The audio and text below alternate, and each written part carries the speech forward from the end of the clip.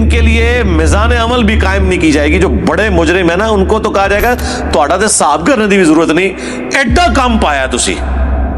وہ اللہ تعالیٰ نے فرمایا ہے ان کے لیے میزان عدل بھی قائم نہیں کی جائے گی, سیدھے اسٹریٹ جان گے سنا, ٹاپ و ٹاپ. اتنا سینسٹیو ایشو ہے. تو یہ پوری صورتحال میں اسی لیے آپ دیکھیں قرآن کا جو مرکزی ٹاپک ہے وہ انذار ہے, انذار, ڈر سنانا. اعوذ باللہ من الشیطان الرجیم.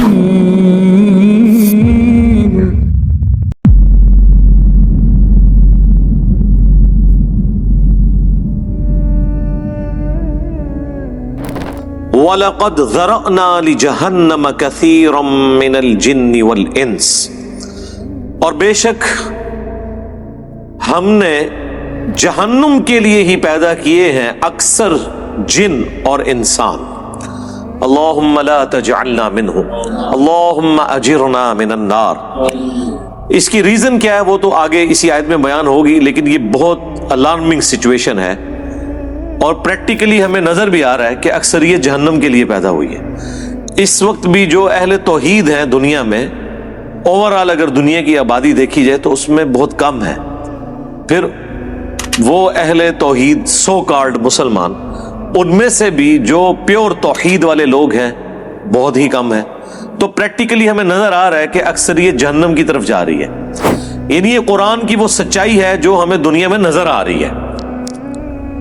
لیکن یہ بڑی الارمنگ سچویشن ہے. دنیا میں اگر یہ اناؤنسمنٹ کی جائے 100 کے مجمع میں کہ میں ایک گولی چلاؤں گا جسے بھی لگ جائے, کوئی شخص یہ نہیں کہے گا کہ ایک ہی گولی ہے کون سی مجھے لگنی ہے, 100 بندے ہیں تھوڑے اور سارے دوڑ لگا دیں گے, کیونکہ خطرہ ہے نا. اور یہاں پہ اللہ تعالیٰ فرما رہا ہے کہ جنوں اور انسانوں کی اکثریت جہنم کے لیے پیدا ہوئی ہے, لیکن کوئی اسے سیریس لینے کے لیے تیار ہی نہیں ہے. بخاری اور مسلم دونوں میں حدیث موجود ہے. اللہ کے محبوب صلی اللہ علیہ وآلہ وسلم فرماتے ہیں کہ قیامت کے دن اناؤنسمنٹ ہوگی کہ جہنمی اور جنتی الگ کر دیے جائیں. یہ حضرت آدم علیہ السلام کی ڈیوٹی لگائی جائے گی کیونکہ وہ جد امجد ہیں سب کے. تو پوچھیں گے یا اللہ کتنے جہنمی اور کتنے جنتی؟ تو اللہ تعالیٰ فرمائے گا ہر 1000 میں 999 دوزخ میں جانے والے اور صرف ایک جنتی. اور یہ وہ وقت ہوگا کہ جب لوگ غم کے مارے بوڑھے ہو جائیں گے. سورہ المزمل میں بھی ذکر موجود ہے کہ قیامت کا دن وہ ہے کہ جو بچوں کو بھی بوڑھا کر دے گا غم کے مارے. حتیٰ کہ سورۃ الحج میں ہے کہ اس دن تم دیکھو گے کہ دودھ پلانے والی اپنے شیرخوار کو بھول جائے گی اور لوگ اس طرح نظر آئیں گے گویا کہ نشے کی حالت میں. وہ نشے کی حالت میں نہیں ہوں گے بلکہ اللہ کا عذاب بڑا شدید ہوگا. بخاری مسلم دونوں میں حدیث ہے, اللہ کے نبی علیہ السلام حکم فرمایا کرتے تھے کہ تشہد میں 4 چیزوں کے اگینسٹ اللہ کی پناہ طلب کرو. اللہم انی اعوذ بک من عذاب جہنم, پہلی چیز جہنم, ومن عذاب القبر, ومن فتنة المحیا والممات, ومن شر فتنة المسیح الدجال. جہنم کے اگینسٹ, قبر کے عذاب کے اگینسٹ, زندگی اور موت کی آزمائشوں کے اگینسٹ, اور دجال کے اس بڑے فتنے کے اگینسٹ اللہ کی پناہ طلب کرو. سنن نبی داؤد میں حدیث ہے جو فجر کی نماز کے بعد اور مغرب کی نماز کے بعد بغیر کسی سے گفتگو کیے ہوئے 7 دفعہ پڑھ لے اللہم اجرنی من النار, یا جمع کے صیغے سے اللہم اجرنا من النار, اے اللہ ہمیں بچا لے جہنم کی آگ سے, تو اللہ تعالیٰ ایسے شخص کو جہنم کی آگ سے محفوظ کرے گا.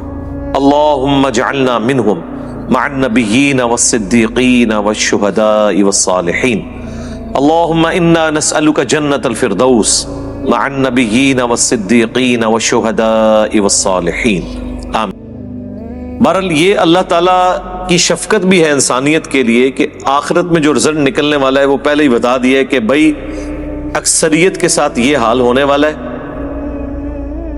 تو اپنا قبلہ درست کر لو. اس کا رزلٹ یہ نہیں نکالنا کہ چونکہ اکثریت نے جانا ہے لہذا محنت کرنے کی ضرورت نہیں ہے, ان سے بچنا ہی کوئی نہیں. آپ کئی لوگوں کو سنتے ہوں گے وہ کہتے ہیں کہ جی مجھے تو اللہ تعالیٰ نے چھوڑنا ہی نہیں قیامت کے دن, میں کام ہی ایسے پیڑے کیتے ہیں.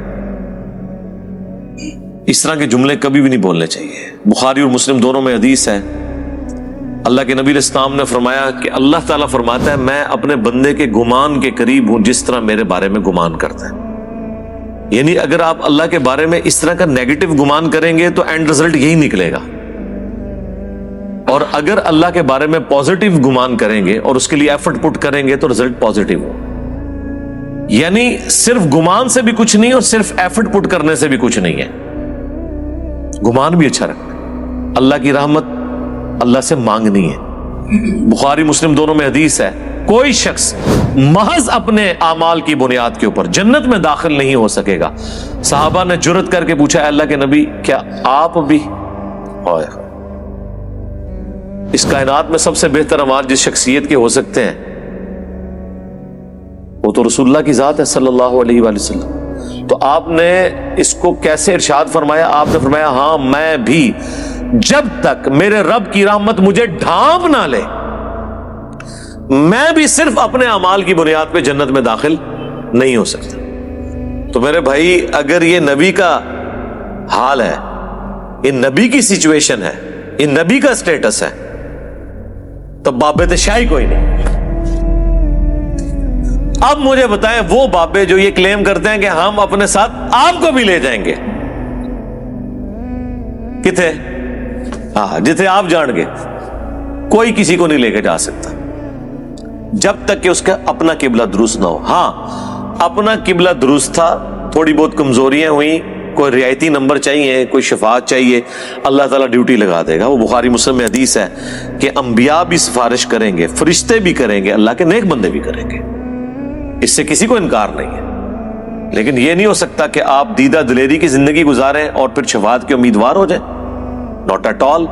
بخاری مسلم دونوں میں حدیث ہے, جب سورہ الشعراء کی یہ آیت نازل ہوئی کہ اے نبی اپنے قریبی رشتہ داروں کو آخرت کا ڈر سنائیں, تو نبی علیہ السلام اپنے رشتہ داروں کے پاس گئے, اپنے چچا کے پاس آئے اور فرمایا اے نبی کے چچا عباس, میرے مال سے جو لینا ہے وہ لے لے, اگر اللہ نے تجھے پکڑ لیا تو میں اللہ کے حضور تیرے کچھ کام نہیں آؤں گا. اے نبی کی پھپھی صفیہ, میرے مال سے جو کچھ لینا ہے وہ لے لے, اگر اللہ نے تجھے قیامت کے دن پکڑ لیا میں تیرے کچھ کام نہیں آؤں گا. اے نبی کی بیٹی فاطمہ, میرے مال سے جو کچھ لینا ہے وہ لے لے, اگر قیامت کے دن تو پکڑی گئی تو میں تیرے کچھ کام نہیں آؤں گا. اگر یہ سیدہ فاطمہ کا سٹیٹس ہے تو باقی تو شاہی کوئی نہیں. یہ کہنا کہ جی ہمارا مرید کوئی ہو گیا تو ہم جنت میں اس وقت تک نہیں جائیں گے, اس کے وائس ورثہ ہو سکتا ہے کہ کوئی شخص یہ کہ میں جہنم میں اس وقت تک نہیں جاؤں گا جب اپنے ساتھ کے کو بھی نہ لے جاؤں. وہ اللہ تعالیٰ یہ خواہش ضرور پوری کرے گا, گروہ در گروہ انہیں جہنم میں ہانکا جائے گا اپنے بزرگوں اور فالورز کے ساتھ. وہ تو ٹھیک ہے, وہ تو سورۃ الاعراف میں ہے کہ جب کبھی کوئی امت جہنم میں داخل کی جائے گی وہ اپنے بزرگوں پہ لعنت بھیجے گی اور کہے گی اے اللہ ہمارے بزرگوں کو دگنا عذاب دے کہ جن کی وجہ سے ہم جہنم میں گئے. تو اللہ تعالیٰ فرمائے گا کہ سب کے لیے دگنا ہے, تم بھی تو اپنے بعد میں آنے والے لوگوں کے لیے پیشوا بنے تھے نا, یہ جو تمہارے اکابرین تھے تم بھی تو آنے والوں کے اکابرین تھے نا.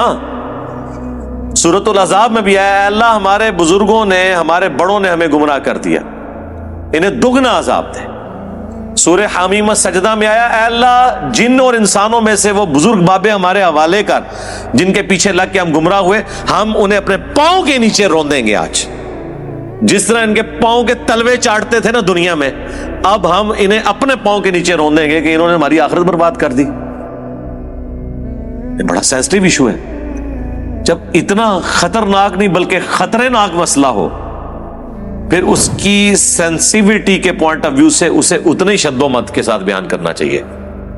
یہ میٹھی میٹھی باتیں کرنے سے آپ کو آخرت کے بارے میں کبھی بھی آئیڈیا نہیں ہوگا کہ انسان کتنے بڑے خطرے سے دو چار ہونے والا ہے.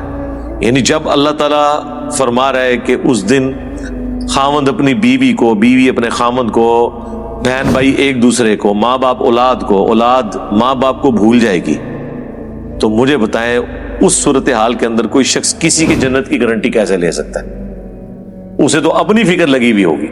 اچھا دوسری طرف یہ دیکھیں کتنے دیدہ دلیر ہیں کہ بخاری مسلم میں حدیث ہے قیامت والے دن ہر نبی کہے گا نفسی نفسی, آج مجھے اپنی جان کی فکر ہے, آدم علیہ السلام کی جو غلطی معاف ہو چکی وہ اس کو یاد کریں گے.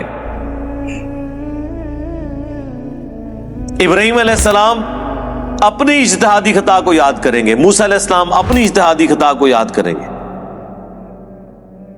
ہاں عیسیٰ ابن مریم کہیں گے کہ تم محمد رسول اللہ کے پاس جاؤ, اللہ تعالیٰ نے ان کی اگلی اور پچھلی ساری اجتہادی غلطیاں جو گناہ نہیں تھے وہ معاف فرما دیے, اور نبی علیہ السلام کے ہاتھوں پہ شفاعت کا دروازہ کھلے گا. آپ کے علاوہ, آپ کے سوا تمام پیغمبر نفسی نفسی کر رہے ہوں گے. تو اس صورتحال میں یہ کہنا کہ میرا بابا مجھے بچا کے نکال لے گا, تو تیرا بابا بڑا ہے یا اللہ کا پیغمبر بڑا ہے؟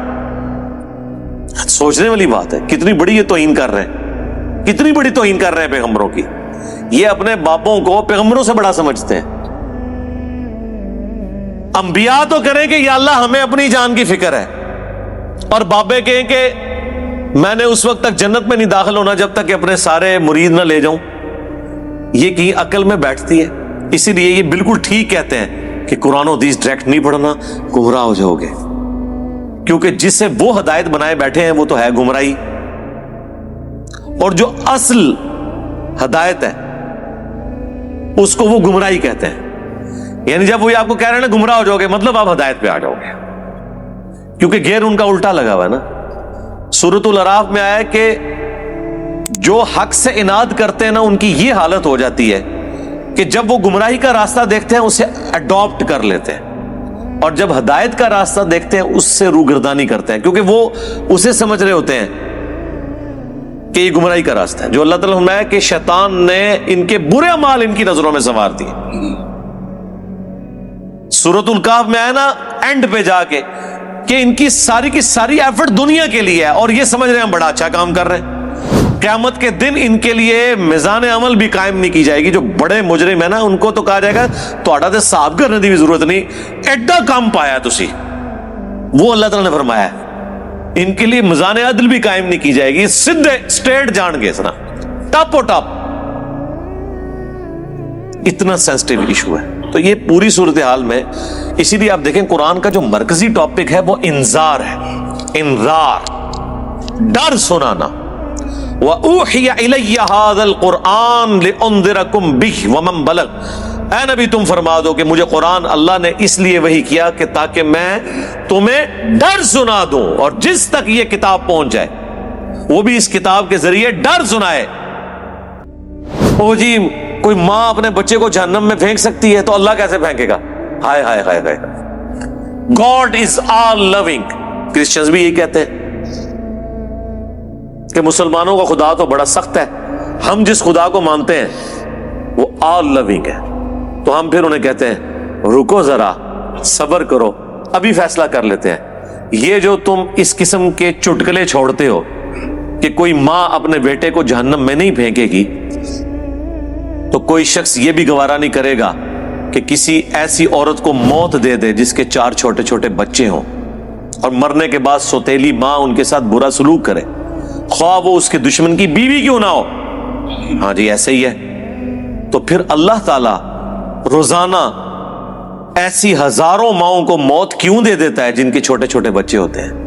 تم تو کہہ رہے تھے خدا آل لونگ ہے, تو پریکٹیکلی تو ہم دیکھ رہے ہیں کہ کیا مائیں شیرخوار بچوں کو چھوڑ کے مر نہیں جاتی؟ تمہاری ڈاکٹرن میں تو کبھی کسی ایسی عورت کو موت نہیں آنی چاہیے اللہ کی طرف سے, کیوں آتی ہے؟ اس کا جواب ان کے پاس کوئی نہیں سوائے اس کے کہ خدا کی مرضی ہے. اس کے کوئی احساسات نہیں ہے. یہ جذبات سے پسیج جانا یہ ہم لوگوں کے ایشوز ہیں, یہ انسانوں کے ساتھ جڑی ہوئی چیزیں. اللہ تو بے نیاز ہے. سعد ابن ابی وقاص جب پرشین امپائر سے فائنل جنگ کے لیے جا رہے تھے قادسیہ کے لیے, تو حضرت عمر نے پیچھے سے ایک خط روانہ کیا تھا. اس میں لکھا تھا سعد تم اللہ کے نبی کے ماموں ہو, لیکن یاد رکھنا اللہ کا کوئی رشتہ دار نہیں ہے. ذرا سی ہینکی پھینکی کی نا تو اللہ نے معاف نہیں کرنا. نبی کے ساتھ تم ماموں کا رشتہ رکھ سکتے ہو, سگے ماموں نہیں تھے, وہ ننیال خاندان سے تھے.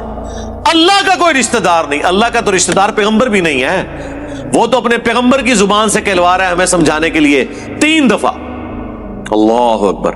سورۃ الانعام، سورہ یونس، سورہ الزمر.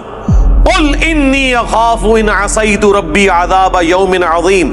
اے نبی تم فرما دو کہ بالفرض اگر میں بھی اپنے رب کی نافرمانی کروں تو میں خود اس بات سے ڈرتا ہوں کہ بڑے دن کا عذاب مجھے بھی آ پکڑے گا. میرے بھائی یہ کون بات کر رہا ہے؟ اللہ کے نبی. اور کون کہلوا رہا ہے؟ اللہ. تو جب نبی کے جیسا ہے ہی کوئی نہیں تو تہاڈے بابے تے شاہ ہی کوئی نہیں جن کے اوپر تم نے اتنا تکیہ کیا ہوا ہے. کیا کبھی آپ نے حضرت ابوبکر، عمر، عثمان و علی سے سنا کہ جو ہمارا مرید ہو جائے ہم اس وقت تک جنت میں نہیں جائیں گے جب تک کہ اسے جنت میں لے نہ جائیں؟ حالانکہ وہ خود کنفرم جنتی تھے، آخری وقت تک ڈرتے رہے. جامعہ ترمذی میں حدیث ہے حضرت عثمان غنی جب بھی قبرستان جاتے تو بہت روتے تھے. لوگوں نے پوچھا کیوں؟ فرمایا اس لیے کہ خود میں اللہ کے نبی سے سن چکا ہوں کہ آخرت کی منزلوں میں سے پہلی منزل قبر ہے. جس کی یہ منزل صحیح نکلی اس کی اگلی آسان ہو جائیں گی، اور جو ادھر پھنس گیا اس کی اگلی منازل مشکل در مشکل ہو جائیں گی. اسی کو پنجابی میں ہم کہتے ہیں نا کہ عقل نہ ہوئے تو موجیں ہی موجاں، عقل ہوئے تو سوچیں ہی سوچاں. یعنی جو عقل نہ رکھے، سوچے نہ، اپنے دماغ کو استعمال نہ کرے تو موج مارے، اسے کیا پتا اس کے ساتھ کیا ہونے والا ہے. لیکن جسے عقل ہوگی وہ ہر وقت سوچے گا کہ یار میرے ساتھ بننا کیا ہے.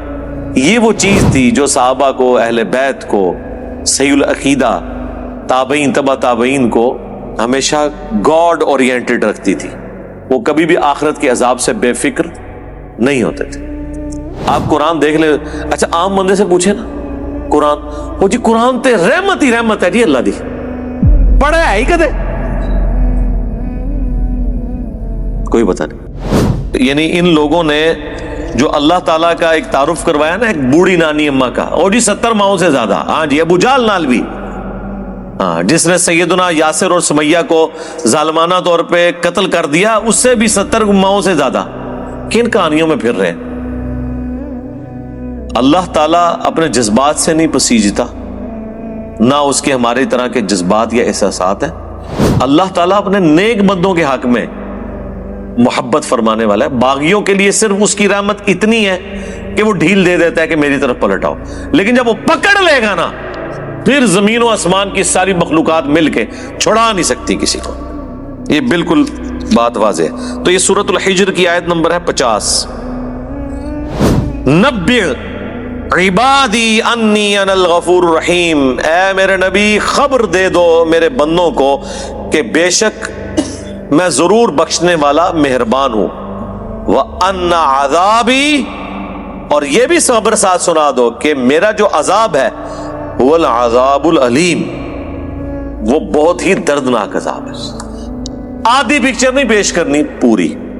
اور وہ جو پوری پکچر ہے نا وہ بھی بیلنس نہیں اسے کر رہی، وہ اس کے حق میں ہے جو اللہ کی طرف رجوع لاتا ہے. باغیوں کے لیے کچھ نہیں ہے میرے بھائی. اور جی بخاری مسلم میں حدیث ہے اللہ تعالیٰ نے مخلوقات کی پیدائش سے پہلے عرش پہ اپنے پاس ایک عبارت لکھ لی تھی کہ میری رحمت میرے غضب پر بھاری ہوگی. جی بالکل لکھی ہوئی ہے.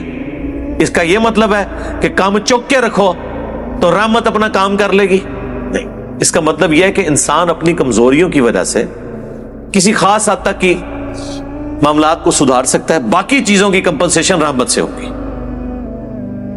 جس طرح بخاری مسلم میں ایک حدیث ہے جسے لوگ مس کوٹ بھی کرتے ہیں کہ اگر تم گناہ کرنا چھوڑ دو گے تو اللہ تعالیٰ ایسی مخلوقات کو پیدا کرے گا تمہیں ختم کر کے جو گناہ کریں گے اور اللہ سے معافی مانگیں گے، اور اللہ تعالیٰ انہیں معاف کر کے خوشی محسوس کرے گا.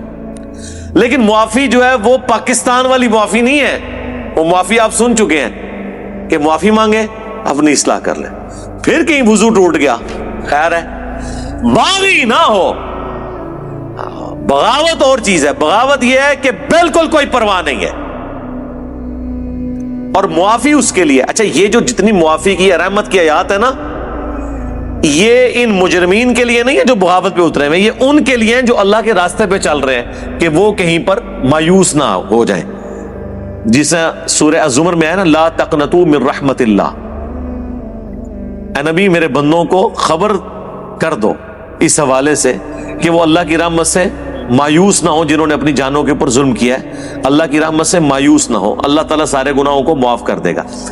یہ وہ بندے ہیں جو واقعی یہ کیئر کرتے ہیں، یار ساڈا کے بڑھنا ہے، ان کے لیے ساری تسلی ہے، باغیوں کے لیے کچھ بھی نہیں ہے۔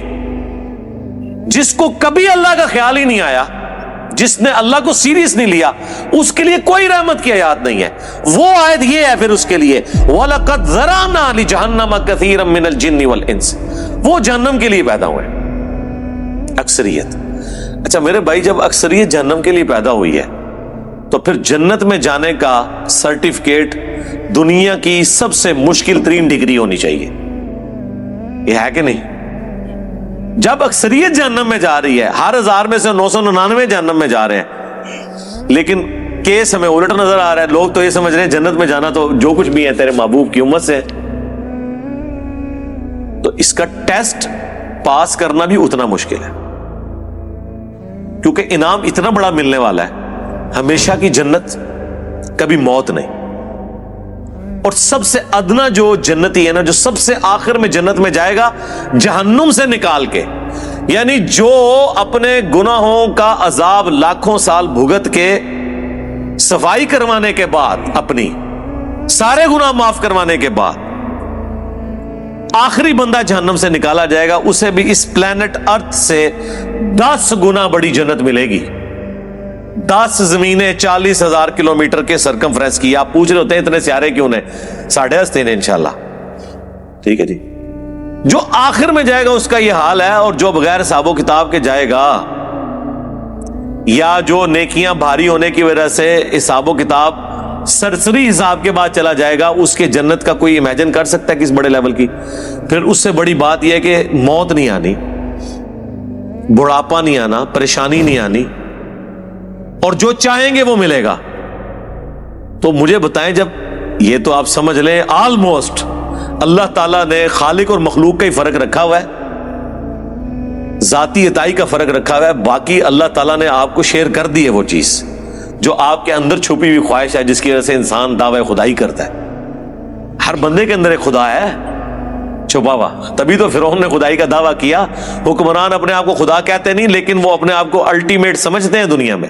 یہ خواہش جنت میں پوری کر دے گا اللہ تعالیٰ، لیکن پہلے جو ہے نا وہ پدی نکلوائے گا دنیا میں، اس کے بعد آپ کو اہل کرے گا۔